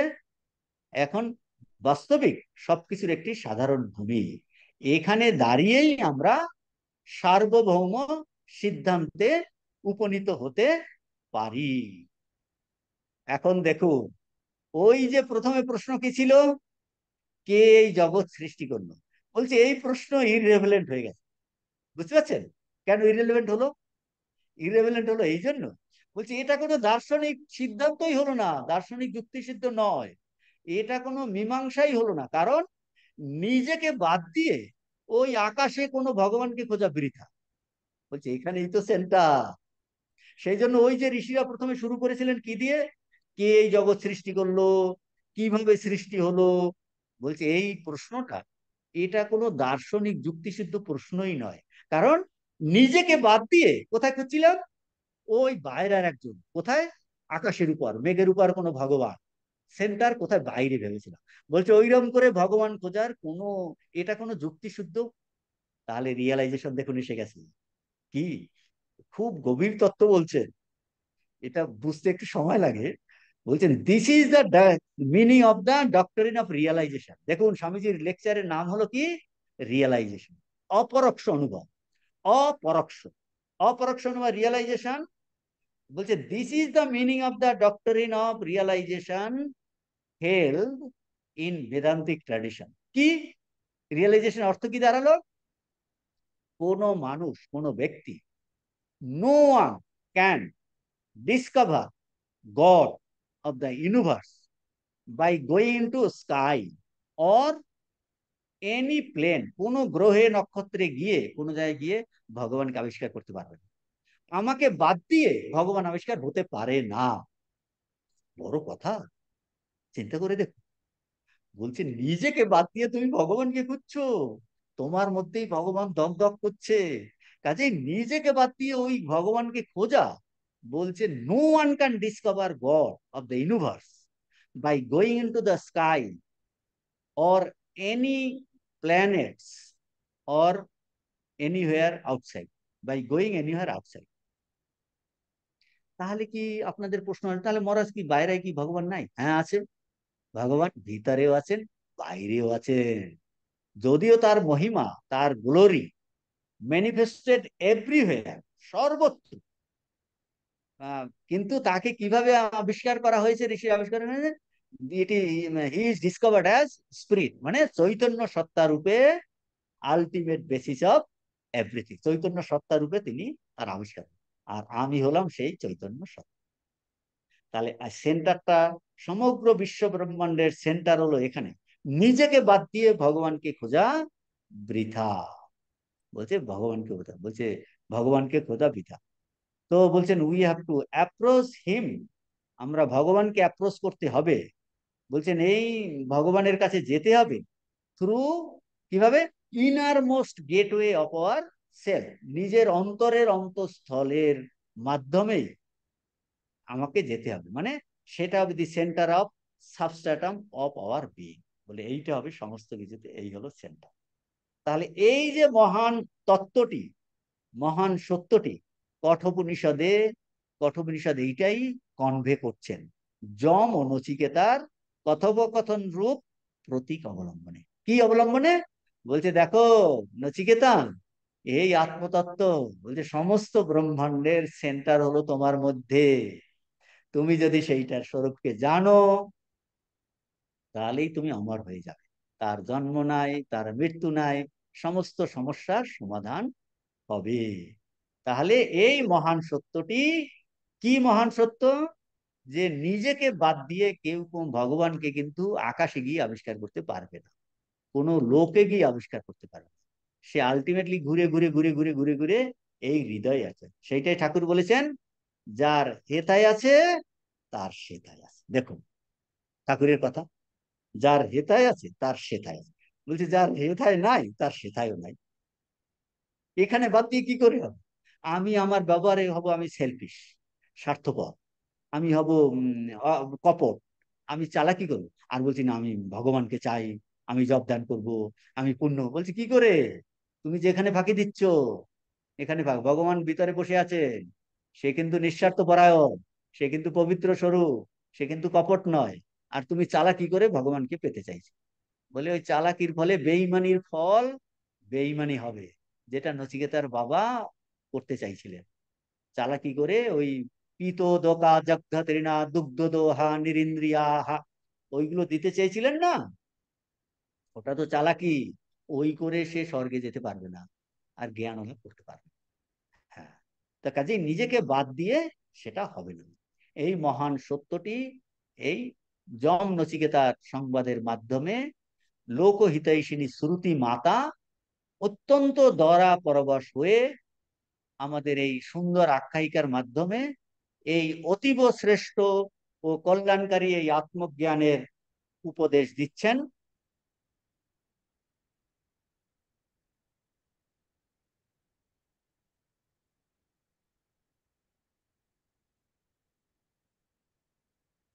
উপদেশ দিচ্ছেন যে নচিকেতার, হ্যাঁ, আমরা ওই গল্পের মধ্যে এখন আর যাচ্ছি না, যে এখন যে নচিকেতার এই প্রসঙ্গে আমরা চলে যাচ্ছি। আমরা, আপনারা আসুন এই যে এখানটাতে 164 পৃষ্ঠাতে ওই স্বামীজি বলছেন, ওই গল্পটা শুরু করেছে। তো এখান থেকে আমরা শিক্ষণীয় আমরা কি পাচ্ছি? এই প্যারাগ্রাফে 164 পৃষ্ঠাতে বাংলা বইয়ের আহ শ্রদ্ধার কথা বলছেন, যে নচিকেতার শ্রদ্ধা, অতিশয় শ্রদ্ধা ও বিনয়ের সহিত এইটা জিজ্ঞেস করেছিলেন। কাজেই এই নচিকেতার চরিত্রের মাধ্যমে উপনিষদ আমাদের শিক্ষা দিচ্ছেন, তুমি যদি আত্মজ্ঞান লাভ করতে চাও, তুমি যদি পারফেকশন চাও, তুমি যদি মুক্ত হতে চাও, তুমি যদি ভগবান লাভ করতে চাও, তুমি যদি ব্রহ্মজ্ঞান লাভ করতে চাও, তাহলে তোমাকে এই আত্মতত্ত্বের প্রতি শ্রদ্ধাশীল হতে হবে। আরো কি? শাস্ত্রতে, গুরু বাক্যে, ঋষির কথাতে শ্রদ্ধাশীল হতে হবে। এই শ্রদ্ধা কথার অর্থ কি? শ্রদ্ধা কথার অর্থ হলো ঋষি এই তত্ত্বটা উপলব্ধি করেছেন, তিনি পূর্ণ স্বরূপ, তার মধ্যে দুঃখ কষ্ট নাই। আমার এটা বিশ্বাস হয়েছে, কিন্তু আমার এখন দুঃখ কষ্ট আছে, আমার অভাববোধ আছে, আমার অপূর্ণতা বোধ আছে, কিন্তু আমার বিশ্বাস আমার গুরু, আমার শাস্ত্রের ঋষিদের, ঠাকুরের, মায়ের, স্বামীজির, তারা পূর্ণ। আমি ওই রকম হতে চাই। বলছে এই তার কথাতে আমার বিশ্বাস আছে, কিন্তু আমার এখন পূর্ণত্ব বোধ নাই। তাহলে আমি ওইটা লাভ করতে চাইছি। এটাকে বলে স্ট্রাগল করার মানসিকতা। তাহলে শ্রদ্ধার মধ্যে কি থাকবে? তীব্র স্ট্রাগল করার একটা মানসিকতা, একটা তীব্র অনুরাগ। হ্যাঁ, এই মায়ের মতো এরকম চাই, ঠাকুরের মতো হতে হবে, স্বামীজির মতো। যে তো এইটা কি, তাদের মধ্যে তারা পূর্ণতা প্রাপ্ত হয়েছেন, আমি ওটা চাই। তো এই ঋষি এই নচিকেতার এই চরিত্রের মাধ্যমে এটা দেখাচ্ছেন। আরো কি দেখাচ্ছেন? প্রথম বলে ইহলৌকিক, তাতে মানুষ কর্তব্য কর্ম করা, ইহলৌকিক সমস্ত কিছু কর্তব্য কর্ম মিটালেও বলছে স্যাটিসফ্যাকশন আসে না, পূর্ণত্ব আসে না। তারপরে বলছেন এই জগতের কর্তব্য আমরা শেষ করলাম, তারপরেও তো জীবন, যে শাস্ত্রে বলছে স্বর্গে যাব, সে স্বর্গেতেও কিন্তু সেটাও অপূর্ণ, কারণ স্বর্গ এখানে নাই। স্বর্গ কোথায়? মৃত্যুর পরে পেতে হবে, পাবো কিনা তো ঠিক নাই, কে বলবো। কাজেই সেটাও কিন্তু অপূর্ণ, আপনাকে যেতে হবে। আর যেখানেই যাওয়া সেখানে ফিরে আসা। আপনি ইউনিভার্সিটিতে ক্লাস করতে বাড়ি থেকে এসেছেন, বাড়িতে ফিরে যেতে হবে। আবার বাড়িতে কোথা থেকে এলাম? আরেক জায়গা থেকে এলেন, সেখানে। বলছে আলটিমেটলি কোথায়? স্বামীজি কর্মযোগে বলেছেন, তৈত্রীয় উপনিষদে বলছেন, আমরা যেখান থেকে এসেছি, ভগবান থেকে এসেছি, ভগবানেই ফিরে যেতে হবে। আমরা মুক্ত স্বরূপ থেকে এসেছি, মুক্ত স্বরূপেই ফিরে যেতে হবে। তো কাজেই এই শুধু কর্তব্য কর্ম করলেই, নচিকেতা কর্তব্য কর্ম করেছে, মন বিকশিত হয়েছে, কিন্তু স্যাটিসফ্যাকশন আসেনি। ইহলৌকিক সমস্ত সুখ তাকে দেওয়া হয়েছে, বাবা শান্তিতে থাকুক, শতায়ুষ পুত্র পুত্রান দিয়ে তাকে বলেছে বলছে, কিন্তু নচিকেতা প্রথম বর ওটা হয়ে গেল। দ্বিতীয় বরে তার ব্রহ্মলোকের কথা বলছে, তাতেও নচিকেতা কি বলল? না, এগুলো কিন্তু আমি চাই না। কারণ সেই প্রসঙ্গ এখন আসে যে ওকে এই সব কথা বলেছেন, যে এর দ্বারাও এই স্বামীজি এইগুলো 164-65 পৃষ্ঠাতে বলেছেন। যে কি 65 পৃষ্ঠাতে বলেছেন? যে এই সব পেলেও প্রথম আর দ্বিতীয় বরেও তার যদি সুস্থ শরীর হয়, ইন্দ্রিয়গুলো সুস্থ হয়, এই সমস্তগুলো, এগুলো যাগযজ্ঞের কথা সব বলেছে, যে তাতেও কিন্তু মানুষের এই জড়জগতের দ্বারা শরীর সুস্থ থাকলেও কিন্তু শরীর মরবে, তাতে রোগ হবে, আর স্বর্গে গেলেও সেখান থেকে ফিরে ফিরে আসতে হবে। কাজেই স্বর্গটাও কিন্তু সলিউশন নয়, সলিউশন নয়। এইটা করে করে তো তারপরে যাবেন, যে কোথায় যাবেন? যে তৃতীয় বরের ক্ষেত্রে, যে মানুষের প্রথম বর আর দ্বিতীয় বর প্রাপ্ত হলেও ইহলৌকিক তার সমস্ত অভাব পূরণ হলেও যে যদি স্বর্গেও যায়, বলছে তাতেও মানুষের মধ্যে অতৃপ্তি বোধ থেকে যায়, ইমপারফেকশন থেকে যায়, অশান্তি থেকে যায়, দুঃখ থেকে যায়। প্রমাণ দেবতারা, প্রমাণ দেবতারা, দেবতারাও ঝগড়াঝাটি করছে, দেবতারাও একজনের সঙ্গে আরেকজনে লড়াই করছে, অন্য পথ চাইছে, ভয় পাচ্ছে। কাজেই পূর্ণ নাই, পূর্ণ হলে ভয়ের কোনো প্রশ্নই নাই, পূর্ণ হলে। কাজেই ওটাও কিন্তু সুবিধার নয়। এইগুলো আপনারা আর একবার এই জিনিসগুলো সব পড়লে এইগুলো সব আলোচনা করা হয়েছে, আলোচনা করা হয়েছে। তো এই স্বর্গটাও একটা মানুষের, এটাও কোনো সলিউশন নয়, স্যাটিসফ্যাকশন দিতে পারে না, কারণ অপূর্ণ অভাববোধ থেকে যায়। এখন বলছেন যে কেন অভাববোধ থেকে যায়? কারণ হলো, অভাববোধ থেকে যায় এই কারণে, আমরা যা যদি না আমার স্থায়িত্ব সম্পর্কে আমি স্যাঙ্গুইন হচ্ছি, আমি নিঃসন্দেহ হচ্ছি, বলছে কে ভোগ করবে?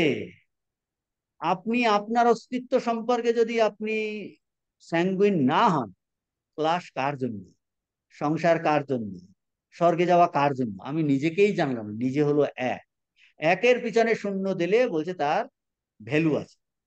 বলছে এই আমি আমার অস্তিত্ব সম্পর্কেই যদি আমি সন্দেহযুক্ত হই, তাহলে বলছে কি আমার ভোগ সম্পদ দিয়ে আমরা কি করব? কারণ দেখছি তো মানুষ সুখ ভোগ সমস্তটাই দুঃখের নামান্তর, আর আমাকেও একদিন মরতে হবে। কাজেই কি এই আমি, এই জ্ঞান লাভ না হওয়া পর্যন্ত, আত্মজ্ঞান লাভ না হওয়া পর্যন্ত বলছে এর সমস্যার সমাধান হচ্ছে না। অর্থাৎ প্রথম বর দ্বিতীয় বরে মানুষের পূর্ণত্ব প্রাপ্তি হয় না, দুঃখ যায় না। এইটাই ঋষি এখানে দেখাচ্ছেন তৃতীয় বরের দ্বারা, যে আমার স্বরূপকে না জানা পর্যন্ত কোনো সুখ ভোগ আমাকে নিত্য তৃপ্তি দিতে পারে না, কখনো দিতে পারেনি, এখনো দিচ্ছে না, পরেও দিতে পারবে না। মানে আমি নিজেই যদি নিজের সম্পর্কে অনিশ্চিত হই, তবে ভোগ কার জন্য? কে ভোগ করবে? কে ভোগ করবে? কার জন্য ইহলোক আর পরলোকের এই ভোগ সঞ্চয়? তাতে কি লাভ কি আমার? এই প্রশ্ন মানুষের কিন্তু জাগে। মানুষ চিরকাল নিজের সম্পর্কে উদাসীন থাকতে পারে না। যে নিজের সম্পর্কে চার চিরজীবন সে উদাসীন থাকবে, এটা হতেই পারে না। প্রকৃতি আমাদের ধাক্কা দেবেই, প্রকৃতি আপনাকে ধাক্কা দেবেই, দুঃখ কষ্ট মানুষ পাবেই। সেই দুঃখ কষ্ট পেলে পরিত্রাণের জন্য তাকে বলছে এই নিজের স্বরূপকে জানতে হবে, যাকে সাধারণ ভাষায় আমরা বলি ভগবান। সাধারণ ভাষায় আমরা বলি ভগবানের পায়ে আসতে হবে, অর্থাৎ কিনা এই নিজের স্বরূপকে জানা দরকার। আমার আমিকে এই জানা দরকার, এই আত্মাকে জানা দরকার। তিনি হলেন খুঁটি। এই খুঁটি বলছেন, খুঁটিকে, খুঁটি হলো কেন্দ্র। ওই যে স্বামীজি কেন্দ্রের কথা বলছেন না, এই আত্মার, এই আত্মাকে জানা দরকার, সে হলো কেন্দ্র, সে হলো এক। এরপরে শূন্য দিলে তখন কিন্তু সবগুলোর ভ্যালু আছে। তো সেই রকম যত কিছু আমরা জ্ঞান বলি, যত কিছু ঐশ্বর্য বলি, এই আমিকে যদি মুছে ফেলি তাহলে কিন্তু শূন্য হয়ে যায়। আমি নেই, তাহলে ঐশ্বর্য ভোগ দিয়ে কি করব? তাহলেই এখন প্রশ্ন হলো আমার স্বরূপ কি? স্বরূপ কি? আমিকে যদি না জানি তাহলে এই সম্পদ দিয়ে কি হবে? তাছাড়া আমার মৃত্যু তো আসছে, সবাই মরছে, আমাকেও মরতে হবে। তাহলে মৃত্যুর পরে কি থাকবে? এই প্রশ্ন মানুষের আসে। এখান থেকে এসেছে এই তৃতীয় প্রশ্ন। তৃতীয় প্রশ্ন এই এখান থেকে এসেছে। তৃতীয় প্রশ্ন এখান থেকে এসেছে যে তৃতীয় প্রশ্নতে এই লক্ষণীয় দিক হলো এটা, যে এখানেই যদি আমাদের এয়ম প্রেতে বিচিকিৎসা মনুষ্যে অস্তিত্বে কে নায়ম অস্তিতি চৈকে এতদ বিদ্যাম অনুশিষ্ট স্তয়াহম বরানামেশা বরাস্তৃতীয়। এই দেখুন, আমরা এগুলো সব স্কিপ করে যাচ্ছি। 166, 167 এগুলোতে কি বলেছেন? ওই যে দ্বিতীয় বর, শতায়ুষ পুত্র পৌত্রান, এগুলো আর আলোচনা করছি না আমরা। বুঝতে পারছেন যে নচিকেতাকে, নচিকেতা তৃতীয় বার চেয়েছে। তারপরের প্রসঙ্গ স্বামী যে যম ভীত, 167 পৃষ্ঠাতে আছে, দেখুন। যম ভীত হলেন, কারণ যম তাকে ওই প্রথম দুটি বর দিয়েছিলেন। তারপর নচিকেতাকে ওই পরীক্ষা করছেন যে দেবতাদেরও এই আত্মতত্ত্ব সম্বন্ধে তারা সন্দিহান ছিল। কি বলছেন? বলছে এই তত্ত্ব অত্যন্ত সুখ, ধর্ম সুজ্ঞেয় নহে, কারণ এটা হলো অতীন্দ্রিয় তত্ত্ব। এটা সেই জন্য দেবতারাও কিন্তু জানতে পারেনি। কারণ কি? দেবতারা কেন জানতে পারছে না? একমাত্র ইন্দ্র পেরেছিল। কারণ হলো ইন্দ্রিয়, ওরা ভোগে লিপ্ত। আর ভোগ করতে গেলেই ইন্দ্রিয়গুলো স্থূল হয়ে যায়। ভোগ করতে যাওয়া মানে ইন্দ্রিয় স্থূল হবে, সে স্থূল ইন্দ্রিয় দিয়ে এটা পাওয়া যাবে না। বলছেন ওরা ভোগে লিপ্ত বলে এই সূক্ষ্ম তত্ত্ব দেবতারা জানতে পারেনি। তো দেবতাদেরও এই বিষয়ে সন্দেহ ছিল, সেই জন্য যমরাজ নচিকেতাকে বলছেন, হে নচিকেতা, তুমি এই বর প্রার্থনা করা ছেড়ে দাও। তো নচিকেতা তো বলল, না মহাশয়, আমি কিন্তু, দেবতারাও যখন এই বিষয়ে সংশয়, এই যে 167 দ্বিতীয় প্যারাগ্রাফে আছে, তাহলে আমি আর কার কাছে পৃথিবীতে এইরকম জ্ঞানী গুরু পাবো? আপনার কাছে পেয়েছি, আপনি এই তত্ত্ব জানেন, আপনি এই এই আত্মজ্ঞানী ব্রহ্মজ্ঞানী, এই তত্ত্ব জানেন। আপনার না এইরকম বক্তা আমি পাবো না। কাজেই এই বরের তুল্য অন্য কোনো বর নাই। এগুলো সব এই দ্বিতীয় বরের, এই তৃতীয় বরের চাওয়ার পরে এইগুলো সব এসেছে। যখন তৃতীয় বর নচিকেতা চাইলো, তখন এইসব প্রলোভন দেখিয়েছে। এই যে 167 পৃষ্ঠার তৃতীয়, শতায়ুষ পুত্র পৌত্রান বৃণীস্ব বহুন পশুন হস্তি হিরণ্য মস্বান, মানে ওকে প্রলোভন দেখাচ্ছিল। কিরকম প্রলোভন? এই ইহলৌকিক আর পারলৌকিক ভোগ, পৃথিবী মণ্ডলের রাজত্ব, স্বর্গের অধিকারী, কাম্য বস্তু, ইমা রামা সরতা সচুর্যা দিয়ে টেস্ট করছে। কেন? যে ও এইগুলোর প্রতি নচিকেতার আকর্ষণ আছে কিনা, এটার দ্বারা আমাদের ক্ষেত্রে কি মেসেজ দিচ্ছেন, যেগুলো পরে আর স্বামীজি আলোচনা করবেন। যে সত্যিকারের ভগবান লাভ করতে হলে, আত্মজ্ঞান লাভ করতে হলে, তাহলে কিন্তু ত্যাগ হতে হবেই। বলছে ত্যাগ হতে হবে। সেটা স্বামীজি ত্যাগ তাহলে কি গৃহস্থদের হবে না? ঠাকুর বলছেন তারা মনে ত্যাগ করবে। যারা সংসার ছেড়েছে তারা মনে আর বাইরে ত্যাগ করবে। কিন্তু সেইটা বলেছে এক হাতে ঈশ্বরকে ধরো, আর এক হাতে সংসার করো। কিন্তু মনে মনে জানবে যে এটা তার সংসার। তারপরে কি হবে, ধীরে ধীরে ধীরে ধীরে তার সংসার যত এইটা বোধ বাড়বে, ততই এইগুলো আলুনি মনে হবে। তার মানে ত্যাগ জীবনে আসবে, ত্যাগ আসতেই হবে। ত্যাগের বিষয়ে ঠাকুর কোনো কসুর করেননি। কিন্তু যারা সংসারে আছেন তাদের একবারে বললে তারা পারবে না। সেই জন্য ঠাকুর বলেছেন, তোমরা ভগবানকে ধরে সংসার করো, কিন্তু কিভাবে করবে? পাকাল মাছের মতো। কিভাবে করবে? পানকৌড়ির মতো থাকতে বলেছেন। কিভাবে করতে বলছে? ওই দাসীর মতো থাকতে বলেছে, যে সে সব জানে, যে বাবুরি সেই রকম ভগবানের সন্তান, ভগবানের বাড়ি, ভগবান যা দিয়েছেন, এইরকম ভগবান চিন্তা করতে করতে করতে করতে মনটা ওইভাবে রঙিন হবে। তখন ধীরে ধীরে সব ভগবান তার হবে, তার তার তার। তাহলে আমার আর আমার ভাব থাকবে না। ওই দেখুন ঠাকুরের মাধ্যমে জীবনে ত্যাগ আনাবেন, ত্যাগ আনাবেন, ত্যাগ আনাবেন। জোর করে তাদের করতে হয় না, কিন্তু ত্যাগ আসতে হবেই, আসতে হবেই। ত্যাগ ছাড়া বলছে হবে না, হবেনি বাবা, হবেনি। কারণ এই আত্মজ্ঞান লাভ করতে হলে অনাত্মজ্ঞান ছাড়তে হবে। আমি ভালো, স্বাভাবিক, বুঝতেই পারছেন। আপনি ঘরে বসে ঘুমাবেন আর জ্ঞান যোগের ক্লাসও করবেন, দুটো একসঙ্গে হতে পারে। সেই রকম আত্মজ্ঞানও লাভ করবো, ভগবানের দর্শনও পাবো, আর এদিকে ভোগের তীব্র ইচ্ছা। বলছে দুটো কি করে একসঙ্গে হবে? তাহলে বলবেন যে পারছি না এখন একবারে। সেই জন্য ঠাকুর এসেছেন তো, তিনি দেখাচ্ছেন। তিনি তো মা বলছেন না, দেখেন তিনি তো আমাকে বিয়ে করেছিলেন, কিন্তু কি করে সংসারে থাকতে হয় তিনি দেখিয়ে গেছেন। এই জন্য অবতার পুরুষ এসে সব দেখাচ্ছেন। অবতার শুধু সন্ন্যাসীদের জন্য নয়, ভগবান শুধু সন্ন্যাসীদের জন্য নয়, তিনি পৃথিবীর সমস্ত মানুষের জন্য, সমস্ত মানুষের উপযুক্ত পথ দেখানোর জন্য আসেন। কাজেই ভয় পাওয়ার কোনো প্রশ্ন নাই, কিন্তু ত্যাগ আসতে হবে। ভগবানকে, ভগবান লাভের জীবনের উদ্দেশ্য এইটা যদি আমাদের মনে প্রাণে আমরা বিশ্বাস করি, ঠাকুরের প্রতি বিশ্বাস করি, তাহলে ত্যাগ আসবেই, ত্যাগ আসবেই। ওইটার প্রতি তীব্র আকর্ষণ এলে ঠাকুর বলছেন পূর্ব দিকে যত যাবে পশ্চিম দিক তত, তাহলে মানে অনুরাগ আর বিরাগ, ঈশ্বরে অনুরাগ আর বিষয় বিরাগ। তো এইটা বলছেন যে এই ওকে প্রলোভন দেখিয়েছেন। তখন নচিকেতা কি বললেন? অ্যাকশন। শোভাবা মর্তস্য যদন্তকৈতৎ সর্বেন্দ্রিয়াণাম জরায়ন্তি তেজঃ। যে সকল দুদিনের এগুলো ইন্দ্রিয়গুলোকে তেজ বীর্য হরণ করে নেয়। তো কাজেই আর বৃত্তর দ্বারা মানুষ কখনো তৃপ্ত হতে পারে না। আমি যখন আপনাকে দেখে ফেলেছি, তখন বৃত্ত আমার চাইতে হবে না, আপনি অটোমেটিক্যালি দেবেন। ওটা তো আপনার আমাকে এত ফেলে দেবেন না, আমি এত কষ্ট করে আপনার কাছে এসেছি, আমি বাড়িতে গিয়ে না খেয়ে মরে যাব, এটা আপনি করবেন না। এতটা নিষ্ঠুর আপনি নন। কাকে বলছেন? যমরাজকে বলছেন। তো আমরা ঠাকুরকে বলতে পারি, ঠাকুর আমরা তো তোমাকে ডাকছি, তুমি আমাকে একদম না খেয়ে রাখবে না আশা করি, আশা করি না খেয়ে রাখবে না। হ্যাঁ, দূরে পাঠিয়ে দিয়েছি, এখানে তো খাবার দিচ্ছে সেই রকম। তো বলছেন এই আমি ততই। এরপরে বলছেন শ্রেয় আর প্রেয় নিয়ে আলোচনা। আমাদের সময় প্রায় হয়ে এসেছে আজকে। তো এই এই দেওয়ার তৃতীয় বর দেওয়ার আগে যমরাজ একটা জিনিস, এই জিনিসটা আলোচনা করছেন। কোন জিনিসটা?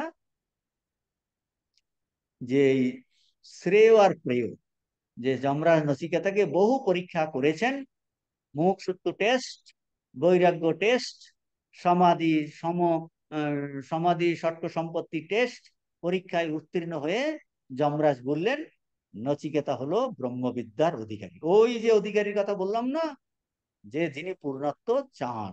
নচিকেতা অন্য কিছু চায় না, এ পূর্ণত্ব, এ বান্দা ঠিক হ্যাঁ, এ বান্দা ঠিক হ্যাঁ। তো যমরাজ বললেন এ ব্রহ্মবিদ্যা আত্মজ্ঞানের ঠিক ঠিক অধিকারী। তো তো এখনো কিন্তু এই আত্মজ্ঞানের উপদেশ না দিয়ে কি বলছেন? আমাদের নচিকেতাকে উদ্দেশ্য করে সমগ্র মানব জাতিকে কি বলছেন? বলছেন গোড়াতেই আত্মতত্ত্বের কথা বলেননি, বলছেন যে উপযুক্ত এই ব্রহ্মবিদ্যার প্রশংসা করছেন, উপযুক্ত শিষ্যের প্রশংসা করছেন, তার ব্রহ্মবিদ্যার ফল যে মোক্ষ তার স্তুতি করছেন। এই ব্রহ্মবিদ্যার প্রশংসা করার জন্য যমরাজ বলছেন জগতে দুটি বিষয় আছে মানুষের আকাঙ্ক্ষা থাকে।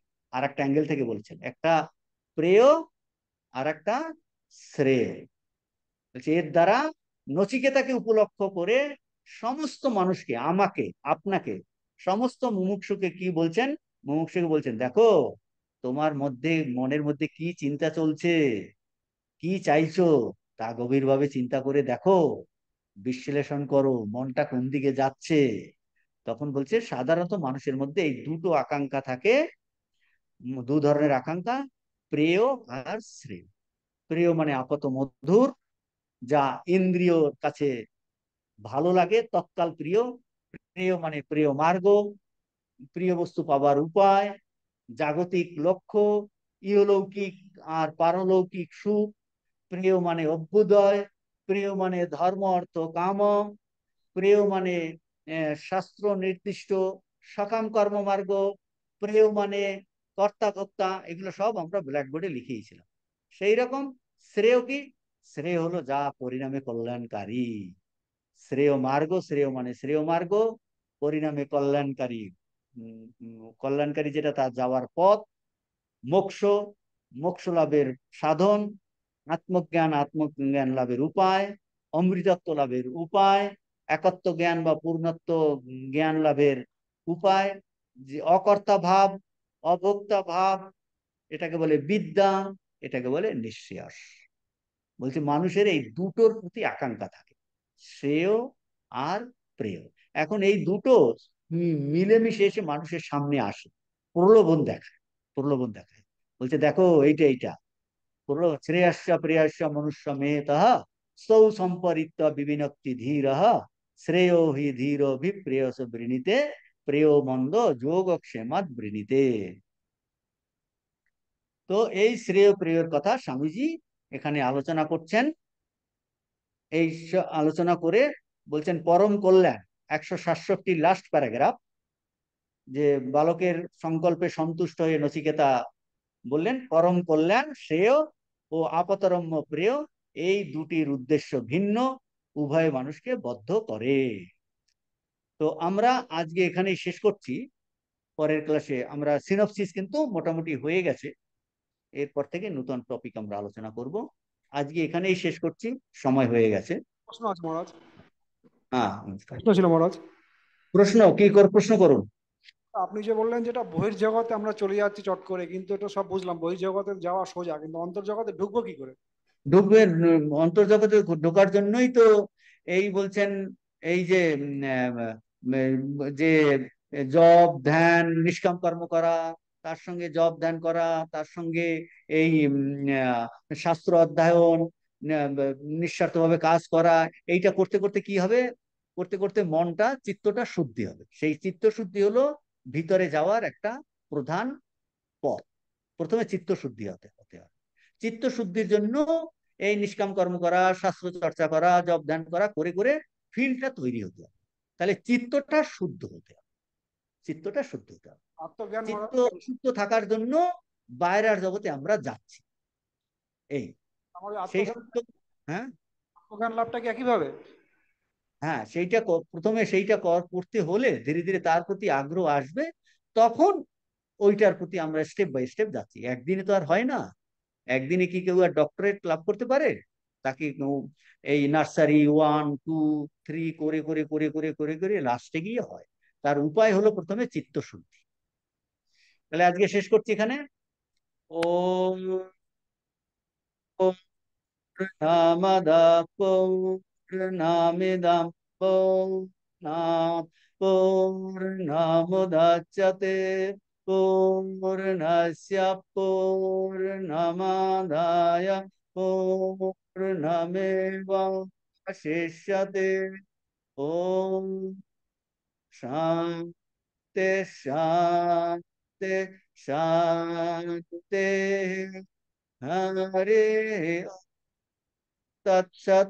শ্রীরামকৃষ্ণ পরমস্তু।